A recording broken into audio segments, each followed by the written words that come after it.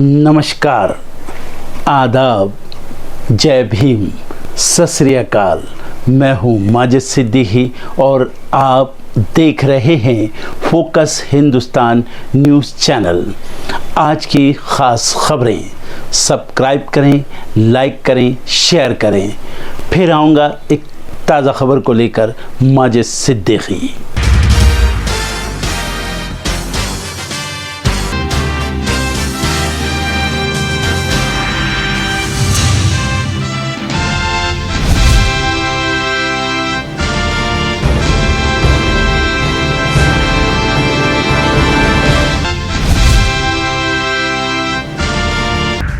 आज अरुणाचल प्रदेश में प्रवेश करेगी राहुल गांधी की भारत जोड़ो न्याय यात्रा। हजारों की संख्या में जुटेंगे दिग्गज।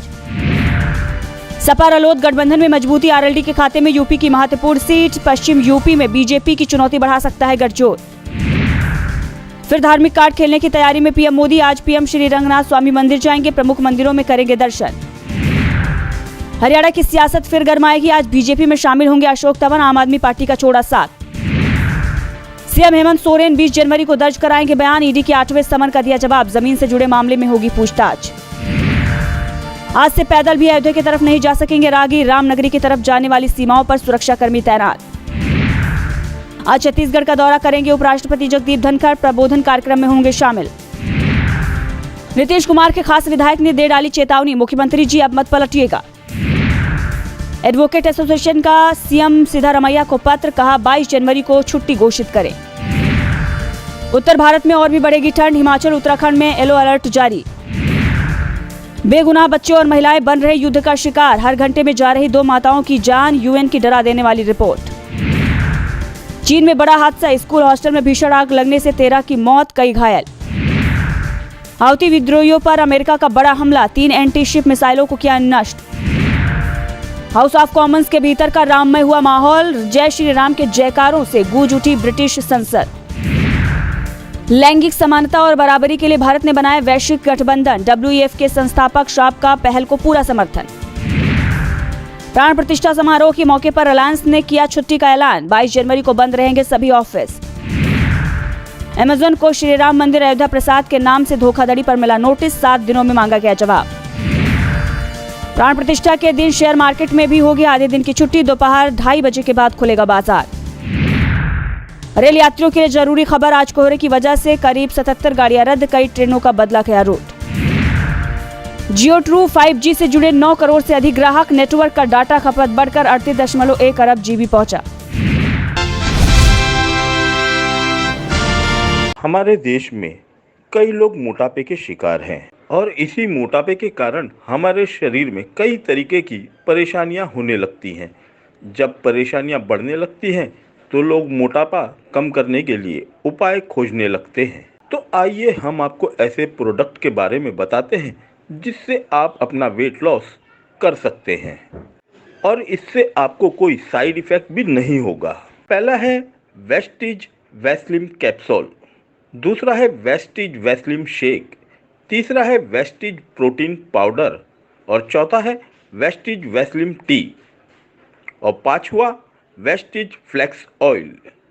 इन प्रोडक्ट से आप अपना मोटापा आसानी से कम कर सकते हैं और अधिक जानकारी के लिए संपर्क करें MA माजिद सिद्दीकी से। फ़ोन नंबर है 9821715384 9321715384।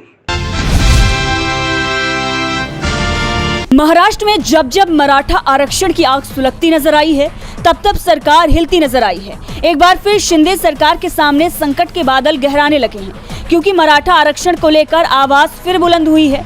मराठा कार्यकर्ता मनोज जरांगे ने तो चेतावनी तक दे डाली है।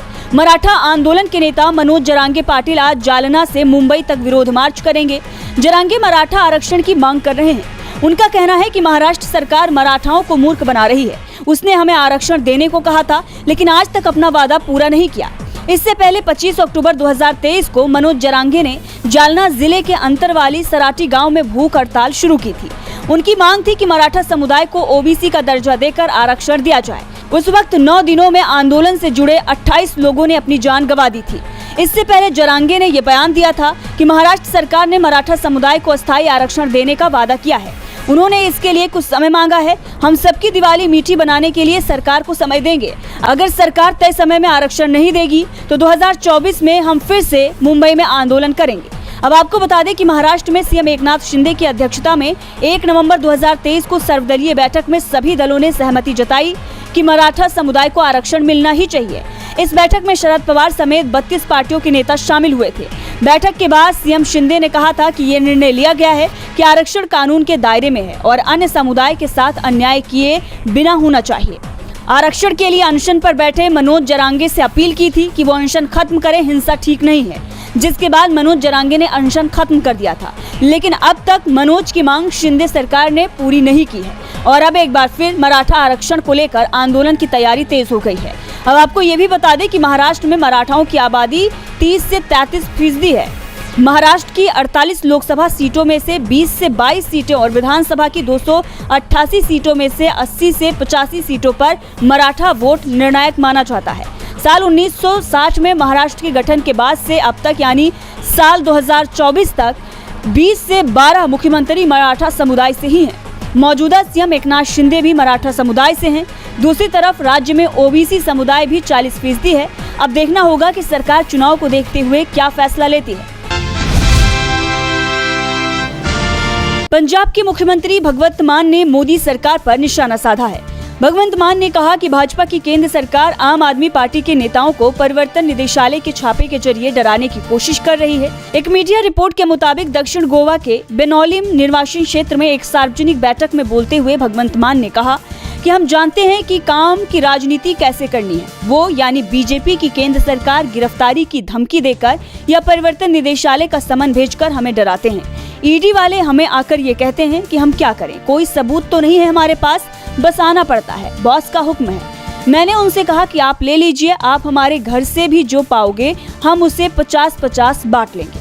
अब आपको बता दें कि आप संयोजक और दिल्ली के सीएम अरविंद केजरीवाल गुरुवार को एक्साइज पॉलिसी मामले में ईडी के चौथे समन के बाद भी पेश नहीं हुए हैं, जिसके बाद भगवंत मान का ये बड़ा बयान सामने आया है। वहीं बताया ये भी जा रहा है कि लोकसभा चुनाव से पहले अरविंद केजरीवाल को समन भेजकर उन्हें डराने और उन पर दबाव बनाने की कोशिश की जा रही है। अरविंद केजरीवाल पर दबाव बनाया जा रहा है कि वो इंडिया गठबंधन से बाहर निकल जाएं, लेकिन अरविंद केजरीवाल सीट बंटवारे पर बातचीत कर इंडिया को मजबूत कर रहे हैं, जिससे नजर आ रहा है कि बीजेपी का ये दबाव वाला दांव पूरी तरह से ध्वस्त हो गया है।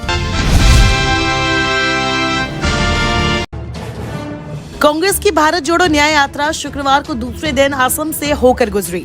इस दौरान युवा कांग्रेस के वाहनों पर लक्षित हमला हुआ। बीजेपी युवा मोर्चा पर शुक्रवार रात युवा कांग्रेस से जुड़े वाहनों में तोड़फोड़ का आरोप लगा है। यात्रा से पहले लखीमपुर में राहुल गांधी के कटआउट और बैनर को भी नुकसान पहुंचाया गया।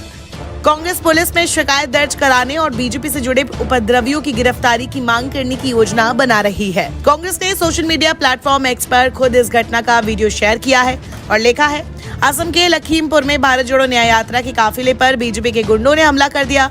बीजेपी के गुंडों ने भारत जोड़ो न्याय यात्रा के पोस्टर बैनर फाड़े और गाड़ियों में तोड़फोड़ की। ये कायराना और शर्मनाक हरकत दिखाती है कि भारत जोड़ो न्याय यात्रा को मिल रहे प्यार और जन समर्थन से बीजेपी सरकार घबरा गई है, डर गई है। लेकिन मोदी सरकार और उसके इशारों पर चलने वाले असम के सीएम ये अच्छी तरह समझ ले, ये भारत की यात्रा है, अन्याय के खिलाफ न्याय की यात्रा है। भारत जोड़ो न्याय यात्रा को कोई शक्ति नहीं रोक सकती। यात्रा जारी रहेगी न्याय का हक मिलने तक। हमारे देश में कई लोग मोटापे के शिकार हैं और इसी मोटापे के कारण हमारे शरीर में कई तरीके की परेशानियां होने लगती हैं। जब परेशानियां बढ़ने लगती हैं तो लोग मोटापा कम करने के लिए उपाय खोजने लगते हैं। तो आइए हम आपको ऐसे प्रोडक्ट के बारे में बताते हैं जिससे आप अपना वेट लॉस कर सकते हैं और इससे आपको कोई साइड इफेक्ट भी नहीं होगा। पहला है वेस्टिज वैस्लिम कैप्सूल, दूसरा है वेस्टिज वैस्लिम शेक, तीसरा है वेस्टिज प्रोटीन पाउडर और चौथा है वेस्टिज वैस्लिम टी और पांचवा वेस्टिज फ्लेक्स ऑयल। इन प्रोडक्ट से आप अपना मोटापा आसानी से कम कर सकते हैं और अधिक जानकारी के लिए संपर्क करें MA माजिद सिद्दीकी से फ़ोन नंबर है 9821715384, 9321715384।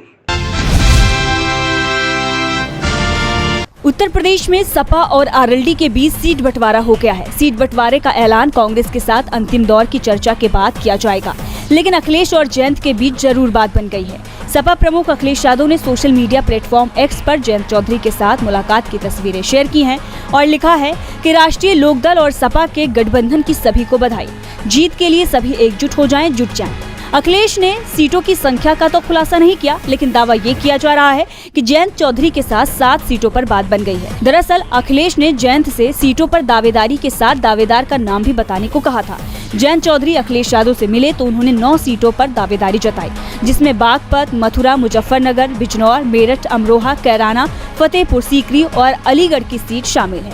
लेकिन बातचीत के बाद जयंत चौधरी 7 सीटों पर लड़ने को तैयार हो गए। उन्होंने जो लिस्ट अखिलेश यादव को सौंपी थी, उसमें से फतेहपुर सीकरी और अलीगढ़ की सीट से अपनी दावेदारी वापस ले ली है। फिलहाल कांग्रेस के साथ सपा का सीट बंटवारा होने के बाद गठबंधन का ऐलान कर दिया जाएगा। दर्शकों, देख लिया आपने हमारे वीडियो को। हमें खुशी होगी कि आपने हमारे न्यूज़ को लाइक किया और दूसरों को शेयर किया। अगर अभी तक हमारे चैनल फोकस हिंदुस्तान को सब्सक्राइब नहीं किया है तो तुरंत सब्सक्राइब करें, कमेंट करें और बेल आइकॉन को प्रेस करें। हम हाजिर हैं खबर के लिए।